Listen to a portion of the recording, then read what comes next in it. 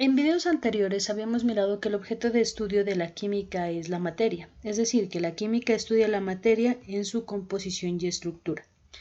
En el video de hoy hablaremos acerca de lo que es la materia y algunas de sus propiedades.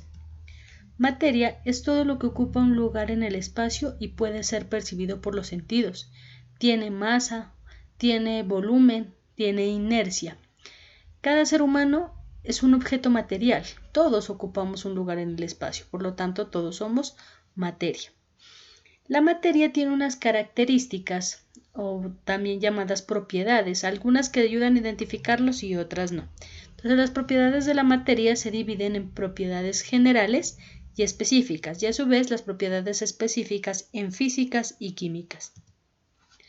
Las propiedades generales, también llamadas extrínsecas, como su nombre mismo lo indica, son generales, es decir, para todos los cuerpos, son comunes y no me permiten distinguir un cuerpo de otro. Son aditivas, dependen de la cantidad de materia analizada. Entre las propiedades generales más conocidas están las que miraremos a continuación.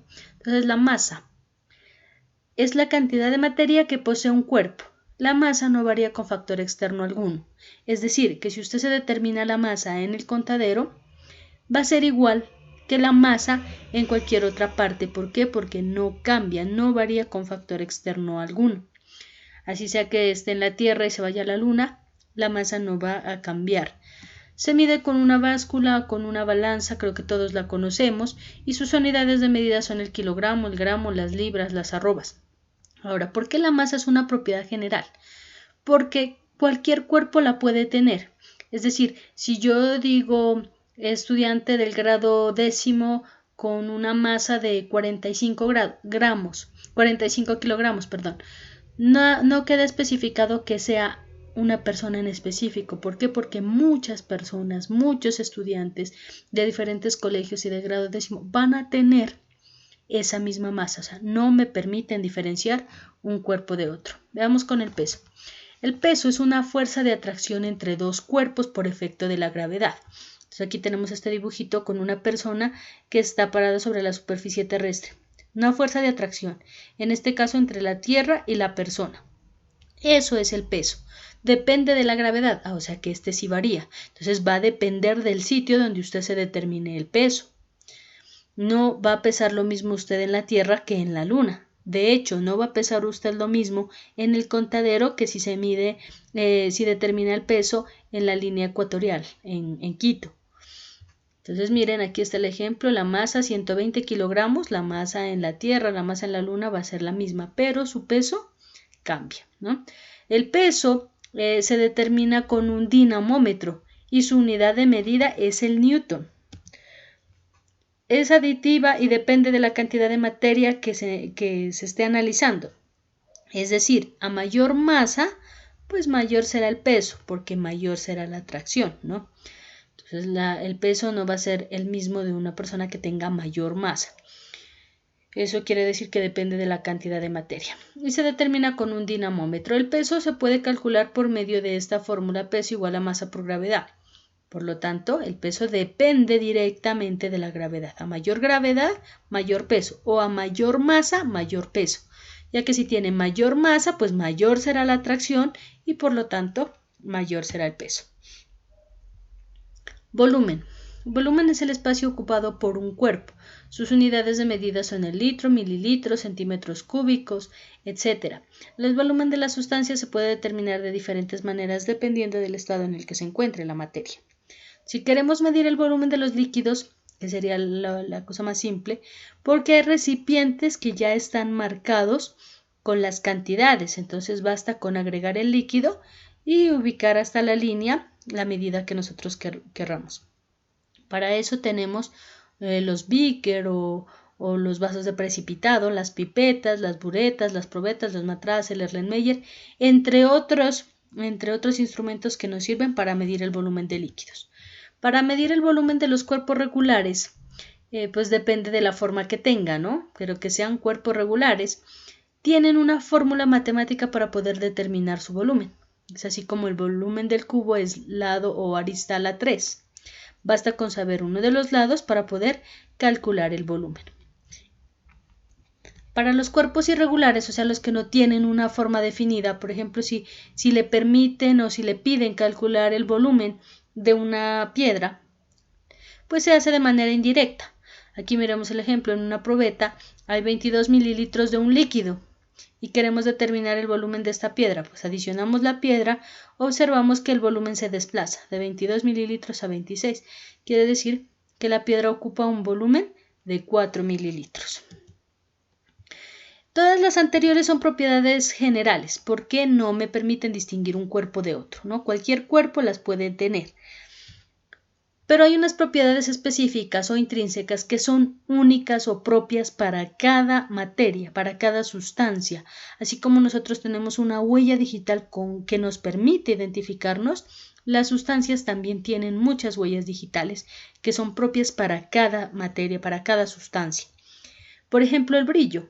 El brillo es una propiedad que está muy relacionada con los metales. Entonces, cuando hablamos en química de que posea un brillo, lo más seguro es que sea un metal. La dureza, que es la resistencia que pone un cuerpo a ser rayado, cortado o deformado de manera permanente. Hay una escala que se llama la escala de Mohs, donde tiene una lista de minerales del más blando al más duro, ¿no?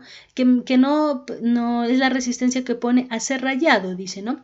Entonces, por ejemplo, usted un vidrio no lo puede rayar con la uña, ¿sí? No se puede, porque de alguna manera es duro.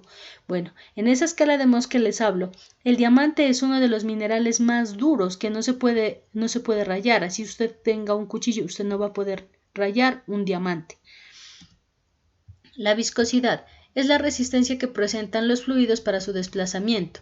Entonces, un ejemplo aquí para que lo miren claro, la miel, ¿no? La miel es una sustancia muy viscosa, es decir, que tiene una resistencia para poder moverse. Si usted quiere vaciar el contenido de un vaso de miel, pues esta se va a tardar. ¿Por qué? Porque es muy viscosa. La tenacidad es la resistencia que pone un cuerpo a ser roto, a ser molido, quebrado o desgarrado. La ductibilidad es la propiedad de los metales para dejarse reducir a hilos. Entonces, gracias a esto tenemos las cadenas, los aretes, ¿sí? Porque los metales son muy dúctiles, ¿no? La mayoría, pues, se dejan reducir a hilos. Y también la maleabilidad, que es una propiedad de algunos metales para poderse convertir en láminas sin romperse. Por eso pueden existir las ollas de aluminio, porque es un metal maleable. Las hojas de zinc, ¿sí?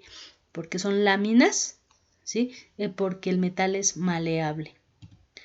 La conductividad eléctrica es la propiedad de algunas sustancias para conducir la corriente eléctrica por efecto de movimiento de los electrones. Estas todas son propiedades específicas, o sea, me permiten diferenciar un cuerpo de otro. Hay un valor propio para cada sustancia. Las propiedades que siguen, aquí hablaré un poquito a grosso modo porque les dedicaremos un video para cada una de estas. En guías posteriores, pues, ¿no? El punto de fusión es la temperatura a la cual un sólido se transforma en un líquido, ¿no? A esa temperatura.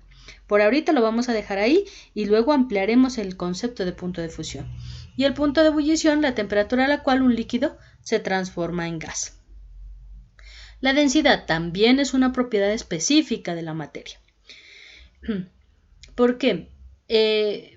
Porque esta me permite distinguir un cuerpo de otro, recuerden, ¿no? La densidad es la relación de la masa entre el volumen. Aquí está la fórmula para poder calcular la densidad. Cuando tenemos una mezcla de diferentes sustancias con diferente densidad, estas tienden a ubicarse del más denso al menos denso, ¿sí? Un ejemplo muy práctico podría ser, muchos tal vez han mezclado agua con aceite.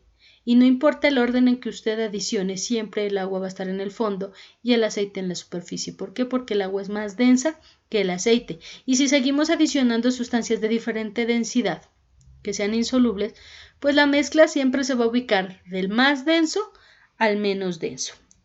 Para esta propiedad específica también determinaremos o haremos un video aparte, ¿no? Todas estas son propiedades físicas, todas las que he nombrado. Recuerden que las propiedades específicas se dividen en físicas y químicas. ¿Por qué son físicas? o porque también se las considera físicas, porque no se necesita una reacción química para poder determinarlas. Es decir, la densidad yo puedo medir la masa, medir el volumen y hacer esta división y sale el número, el valor de la densidad. ¿Sí? No tuve que hacer ninguna reacción para poder determinar la densidad.